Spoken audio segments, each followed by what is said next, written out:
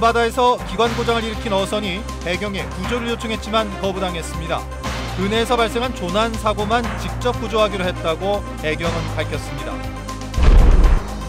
관리보전 지역에 공항과 항만을 설치할 경우 도의회 동의를 얻도록 하는 조례 개정안이 제2공항 건설을 막는 조치라며 동부지역 주민들이 반발하고 있습니다. 경관 사유화와 환경훼손 논란에 휩싸인 송악산 뉴오션타운 개발 사업을 놓고 인근 지역 주민들이 사업 중단을 요구하며 반대 활동에 나섰습니다.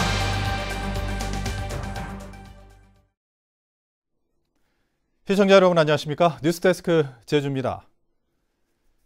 바다 한가운데서 기관 고장을 일으킨 한 선박이 해양경찰에 구조를 요청했는데 거절했다고 합니다.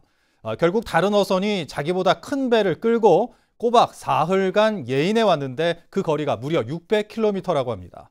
어찌된 일일까요? 박성동 기자입니다.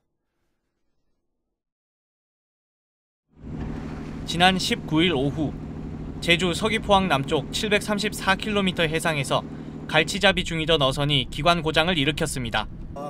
같은 선단에 있던 다른 어선이 해경에 구조를 요청했지만 거절당했습니다. 인계를 받아 해주라. 투척이 가기엔 너무 위험하다. 자초 위험도 있고. 그랬더니 해경 오천이라면서는 우리한테 말하기를 다른 일을 하고 있으니까. 남양호는 예인줄이 2번이나 끊어지면서 자기보다 몸집이 2배 가까이 큰 배를 76시간 동안 예인했습니다. 결국 해경 측은 사고가 난 지 사흘이 지난 22일 오전에서야 서귀포항 남쪽 100km 해상에서 사고 선박을 인계했습니다.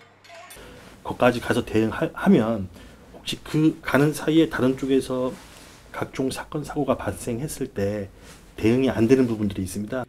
해경 측은 2017년부터 서귀포항 남쪽 137km 이내 지역에서 사고가 발생한 경우만 해경이 직접 구조하는 것으로 수협, 서귀포시 등과 합의했다며 악천후나 생명이 위급한 경우만 원거리 구조에 나선다는 입장입니다. 하지만 사고 당시 해상에는 풍랑주의보가 발효됐었고 해경이 인계하겠다던 지점보다 37km나 더 가서야 선박을 넘겨받았습니다. 합의안이라는 것 역시 법적 근거도 없는 것인데다 어민들은 일방적 통보일 뿐이었다고 주장합니다. 우리 상사가 걸린 문제니까 좀 협조를 부탁한다 해가지고 우리가 협조 차원에서 우리가 부탁한 거고 해경에서는 일방적으로 왔다가 30에서 10분까지는 산다스에 꼭 가야 됩니다. 해경이 사고 선박을 나몰라라 하는 사이 어민들은 생사를 넘나드는 위험에 노출됐습니다. MBC 뉴스 박성동입니다. 국내 첫 영리병원인 녹지국제병원 개설 취소 전 청문이 내일 예정대로 열립니다.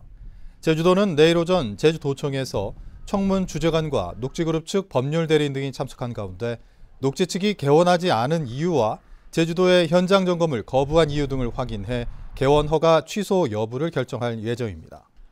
청문 공개 여부에 대해서는 청문 주재관이 결정할 사항으로 투명한 행정 절차를 위해 공개가 필요하다는 입장을 전했다고 밝혔습니다. 영리병원 철회와 원희룡 퇴진을 위한 도민운동본부 제주민중연대는 기자회견을 열어 녹지병원 개설허가 취소 청문회를 공개하라고 촉구했습니다.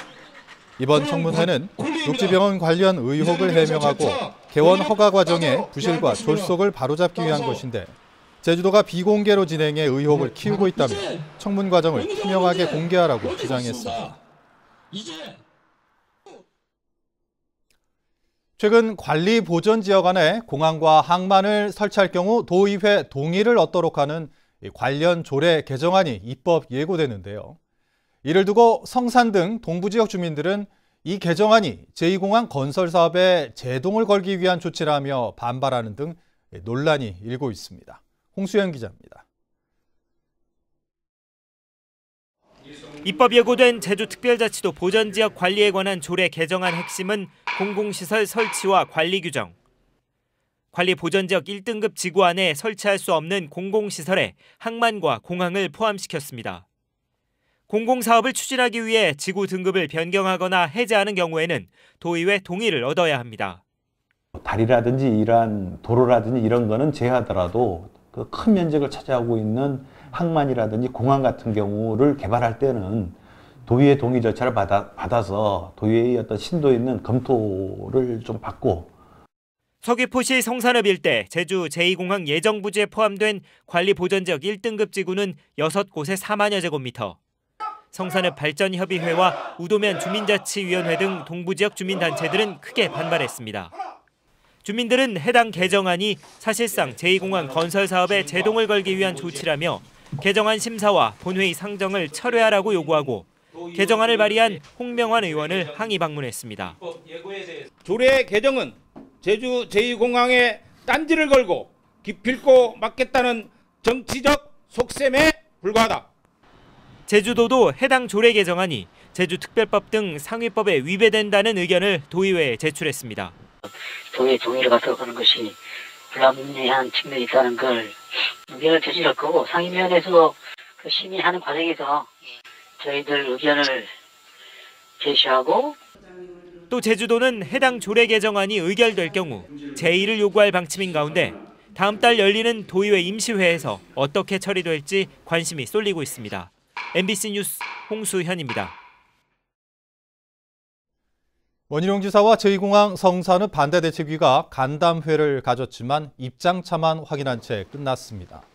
반대대책위는 당정협의 결과에 따라 제주도가 공정하고 객관적으로 여론조사나 공론조사를 통해 도민 여론을 수렴하고 정부에 전달해달라고 요구했습니다.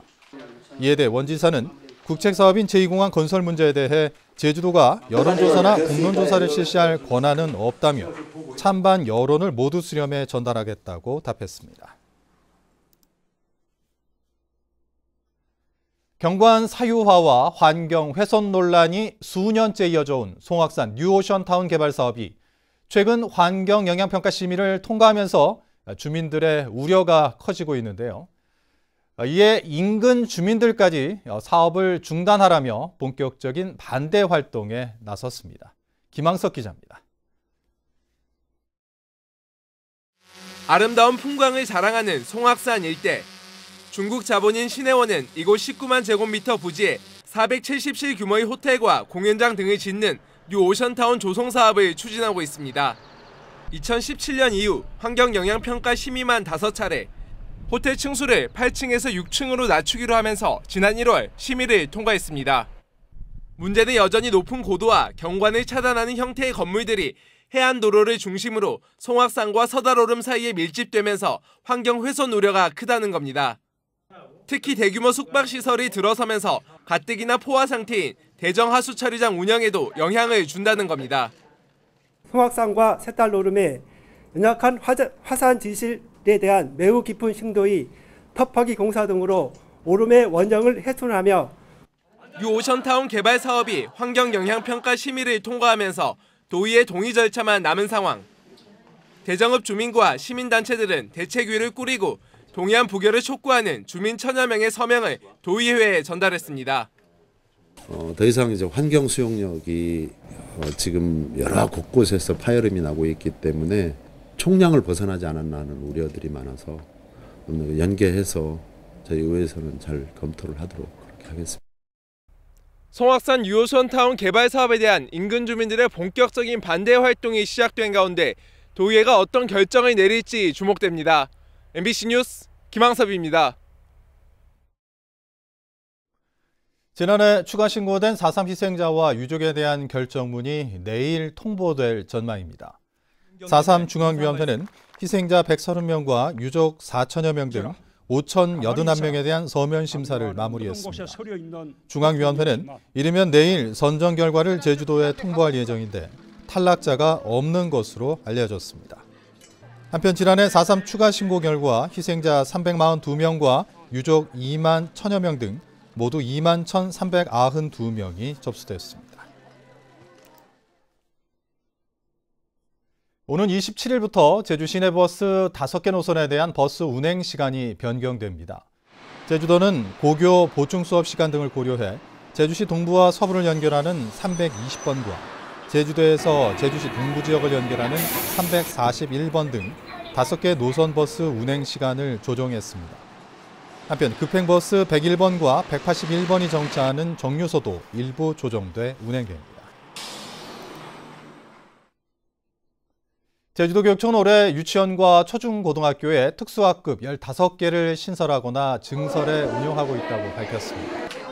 특수학급이 없는 일반 학교는 특수교육지원센터 3곳에 특수교사를 배치해 학생의 장애 정도에 맞춰 순회 교육을 실시할 방침입니다.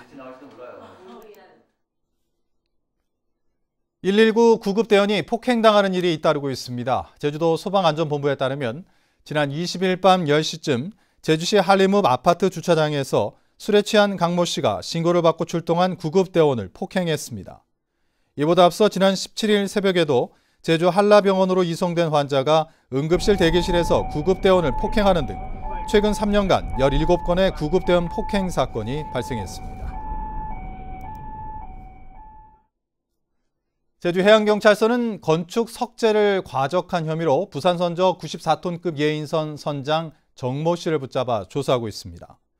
해경에 따르면 정 씨는 어제 오전 전남 고흥군에서 적정 적재량을 초과해 건축용 석재 1,500톤을 실은 배를 제주항 북쪽 700m까지 예인한 혐의입니다.